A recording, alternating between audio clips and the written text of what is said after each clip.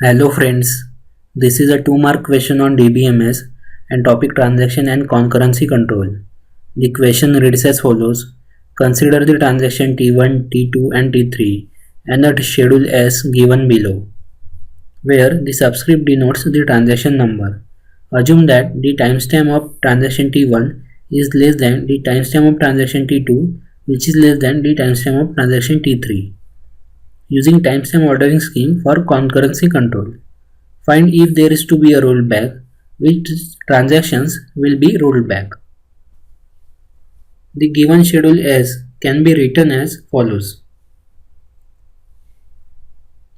In the question, we are said that schedule S uses timestamp ordering protocol for serializability. In the timestamp ordering protocol, the conflicting operations between transactions of a schedule are executed in timestamp order. The question says that the timestamp of transaction T1 is less than the timestamp of transaction T2, which is less than the timestamp of transaction T3. That means the produced schedule should be equivalent to the serial schedule where transaction T1 occurs before transaction T2 and transaction T2 occurs before transaction T3. Now, from the schedule, we can see that there is no conflicting operation between transaction T1 and T2 because they operate on separate variables.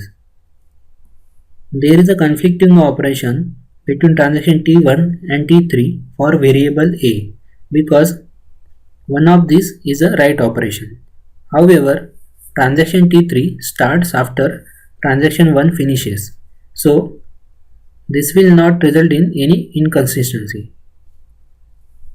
The only other conflicting operation is for variable B between transaction T2 and T3 because we have write operation on variable B in transaction T2 and read operation on variable B in transaction T3. And since the transaction T2 reads the value of B before transaction T3, the timestamp of transaction T2 is less than the timestamp of transaction T3. Also, the read timestamp of variable B is set to timestamp of transaction T3 because transaction T3 is the most recent transaction that reads the value for variable B. So we have transaction T2 issuing the write operation on variable B and transaction timestamp of transaction T2 is less than the read timestamp of variable B.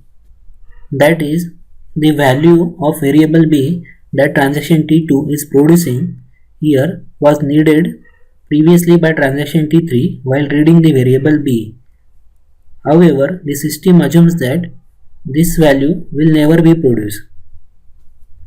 So, as per the rules of timestamp ordering protocol, the write operation on variable B is rejected and the transaction for the same, that is transaction T2, is rolled back. So we have the system rollbacking the transaction T2. Thus, the correct answer to this question would be option B, that is transaction T2 will be rolled back. Thank you.